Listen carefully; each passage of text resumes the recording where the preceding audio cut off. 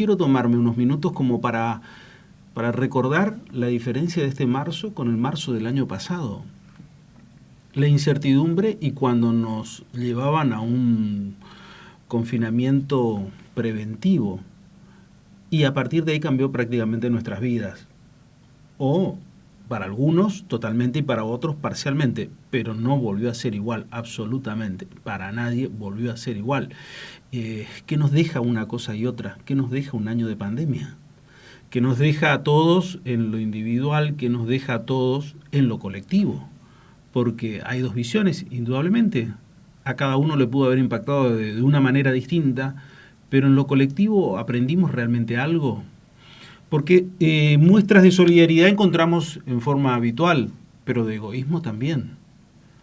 De falta de empatía con el otro, con el que necesita o con el que puede llegar a verse más afectado, es quizás más notable en este tiempo. Pero todo ese recorrido del cual uno por ahí piensa, siempre le gusta encontrar algún tipo de palabra que le abra otro tipo de perspectiva, como para encontrar o para ver para dónde tiene que entrar a transitar. Y ese estilo de palabras siempre nos aporta Celia Antonini. Celia, ¿cómo te va? Buen día, ¿cómo estás? Buen día, Daniel. Celia, ¿qué te dejó a vos en lo particular este año de pandemia? En lo personal, cambié el ritmo de trabajo, estoy más descansada y más acostumbrada a este nuevo modelo de vida, o sea, con menos sufrimiento que al principio. Vos sabés que los seres humanos tenemos esa particularidad, nos vamos adaptando a las nuevas situaciones.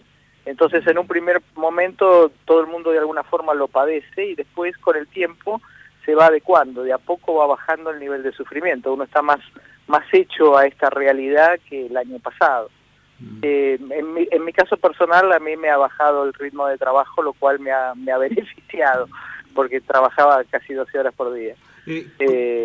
Sí, te quería consultar, ¿vos crees que esto le cambió a la sociedad? ¿En lo individual? Cambia a todo el mundo. Sí, cambiar cambia, porque la vida que nosotros llevábamos hoy nadie la tiene. En el sentido de poder salir con la libertad que teníamos, con las reuniones, con una vida sin cuidados, por decirlo de alguna forma, esa vida hoy no la tenemos. Y quien no se cuida entra en una situación de riesgo real, para uno y para el otro. Entonces eso sí ha cambiado. El tema está en que nosotros vamos a seguir con este tipo de vida durante lo que queda del año, por supuesto, eso seguro. Y cuál es el costo emocional que nosotros pagamos por esto. Y ya a esta altura, después de un año, deberíamos empezar a pagar menos costo que el que pagábamos al principio, porque en el principio necesitábamos como una adecuación a lo nuevo, a que nos quitaron todo lo que nos hacía bien de un día para el otro. Y bueno, uno tiene que empezar a hacer proyectos y cosas con esta realidad que tenemos. Entonces, adecuarnos nosotros a la realidad que tenemos nos va a ayudar a que no paguemos los costos que pagamos el año pasado. Desde la salud mental han sido terribles. Vos sabés que se habla de que esta va a ser la segunda pandemia que va a haber, es la de la salud mental. Sí. Y lo dice la Organización Mundial de la Salud, o sea, es un tema mundial, el costo emocional que ha pagado la gente por esta pandemia.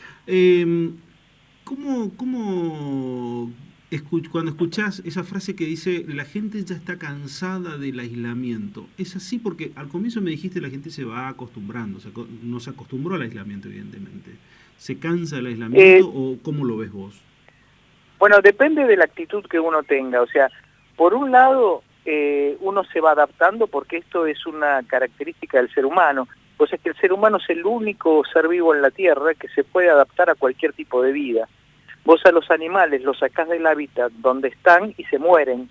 Nosotros podemos vivir en cualquier tipo de circunstancias, 50 grados bajo cero, 40 sobre cero, en la selva, a la intemperie. Nosotros nos adaptamos a cualquier circunstancia. Esto hace que nosotros tengamos más capacidad para vivir bajo cualquier circunstancia. Una de ellas es la pandemia. Entonces, vos hoy el nivel de sufrimiento que tenés no es el mismo que tenías en el principio del confinamiento. Pero sí hay personas que se resisten a adaptarse. En esa resistencia está el que la pasa peor. Esto es, cuando uno sigue comparando la vida que tiene hoy con la vida que le gustaría vivir y con la vida que tenía en el 2019, ahí aparece el sufrimiento, ahí aparece la angustia, ahí aparece la ansiedad, ahí aparece la depresión y todas las emociones y sensaciones que hacen que uno se sienta mal. Porque es verdad, nosotros no tenemos la vida que teníamos antes. Entonces, este confinamiento o esta nueva vida que tenemos en este momento tan limitada, comparándola con la ideal, siempre genera sufrimiento. O sea, hay personas que por eso se enferman en este proceso. ¿Cuánto influyó todo esto, el hablar permanentemente del tema muerte?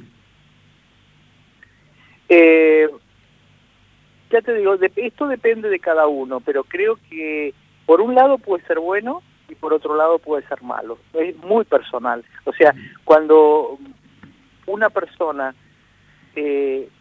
toma los recaudos suficientes para cuidarse, porque este virus realmente es mortal para mucha gente, eso ha sido bueno para salvarle la vida. A otras personas el miedo y la proximidad y la posibilidad de muerte continua ha generado un estado negativo. Pero eso es muy personal. Hay gente que necesita, es como uno se relaciona con el miedo. Hay personas que naturalmente y antes de la pandemia eran temerosas, entonces esta situación les agrava su temor y eso les hace mal. Y hay personas que eran muy descuidadas y que no tenían miedo a nada, y esta situación o puede llevar y hacer que se regulen y que empiecen a cuidarse, o como mucha gente que al día de hoy vemos, hay personas que a pesar del temor, mejor dicho, a pesar de la información y de lo que se dice, no se pueden cuidar. Entonces está muy relacionado a cómo nosotros nos manejábamos con las cosas que nos daban temor y con la posibilidad de muerte antes de la pandemia, de acuerdo a las características de personalidad de cada uno. Claro, ¿y en lo colectivo nos ayudó o no nos ayudó? Yo creo que sí, que ayudó a pesar de eso la gente sigue sin cuidarse. O sea, imagínate que si ayudó en parte, y en parte creo que no, porque si hubiera ayudado mucho la gente tendría una conciencia que hoy mucha parte de la población todavía no tiene. Las fiestas clandestinas que hay por todos lados, esta necesidad que tiene el ser humano a veces de que está por encima lo que a uno le gusta y lo que uno necesita por sobre lo que tiene que hacer.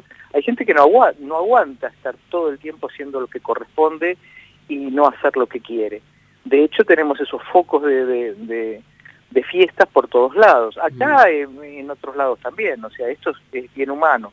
Entonces a algunos los ayuda y a otros los aplasta y hacen que rompan con la ley y hagan lo que no corresponde. Cuando escuchás exclusivamente que el argentino es transgresor, ¿es una característica del argentino o en realidad es la otra característica que solamente nos miramos nosotros y nos miramos también que la humanidad o que el hombre es así? El hombre es así, es una característica de todos. Lo que pasa es que en otros países las leyes están para todos, pero hay como dos grupos de personas. Un grupo de gente, naturalmente, en todo el mundo, no estoy hablando del argentino, que cuando le ponen una ley o le dicen que tiene que hacer las cosas de determinada manera, naturalmente y sin ningún esfuerzo, lo hace. O sea, es respetuoso de la ley por características propias. Por características propias. A mí me dicen que en un lugar no se puede, qué sé yo, no se puede estacionar, no estaciono. Claro. Hay otro grupo, la mitad del planeta, que está más unido y conectado con lo que quiere y con lo que le gusta y no con lo que tiene que hacer. Entonces, las leyes en todo el mundo funcionan para ese segundo grupo, que si yo estaciono donde no corresponde, en Suecia me va a pasar algo, en Estados Unidos me va a pasar otra cosa y en Argentina va a pasar otra cosa. Cuando un país como el nuestro no pasa nada si uno no hace lo que corresponde. Entonces eso incentiva a que la gente siga haciendo lo que quiere y no lo que debe. La misma conducta, una persona, yo estaciono mal en Buenos Aires y cuando voy a Estados Unidos estaciono como corresponde. ¿Por qué? Si soy la misma persona. Porque el costo que tiene en los otros países no hacer lo que corresponde es altísimo. El costo que tiene en Argentina no hacer lo que corresponde es bajo o nulo. Y eso hace que nosotros seamos la sociedad que somos. Sí, esta segunda ola, ¿qué es lo que nos trae? ¿Nos deja algo de sabiduría la primera ola o en realidad la segunda ola nos agarra quizás con tanta incertidumbre como estábamos en marzo del año pasado? Es una pregunta difícil esa, porque a vistas de lo que está sucediendo y del comportamiento de la gente, yo creo que no ha dejado mucho. O sea, yo esperaría más de la población, del comportamiento, por lo menos en Buenos Aires. En Buenos Aires el comportamiento de la gente es, la mitad de la gente anda con el barbijo sin taparse la nariz, o con el barbijo suelto, o no lo usa.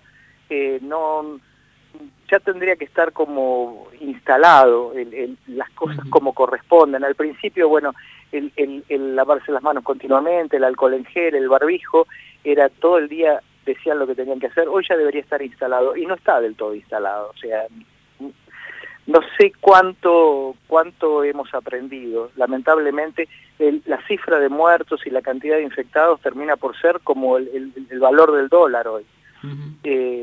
No se toma real dimensión de lo que está pasando, a pesar de que nosotros tenemos la ventaja de que vamos en un segundo tiempo, vamos más tarde que lo que va en los países del norte, entonces sabemos lo que está pasando, pero evidentemente hay algo ahí, un clic que todavía no funciona. Sin contar otra cosa, que hoy los medios y la tecnología nos permiten tener la información al instante de lo que pasa en el otro lado del mundo. Digo esto porque quizás ese parámetro no lo tenemos, porque en los anteriores hechos históricos tardaban días en enterarse de lo que pasaban, sino meses en enterarse qué es lo que sucedía en la otra parte del mundo. Exactamente, pero no lo capitalizamos como corresponde, porque si no tendríamos otro tipo de actitud. O sea, estaríamos mucho más cuidadosos viendo lo que está pasando, por lo menos en Europa. Entonces, esa ventaja con la que corremos hoy, no sé si la aprovechamos tanto. Me parece que no, que la desperdiciamos un poco, lamentablemente, ¿no? Celia, un saludo grande y gracias por estos minutos. Gracias a vos, un saludo a toda la audiencia, Daniel. Buen fin de para todos. Gracias igualmente. Celia Antonini hablando con nosotros.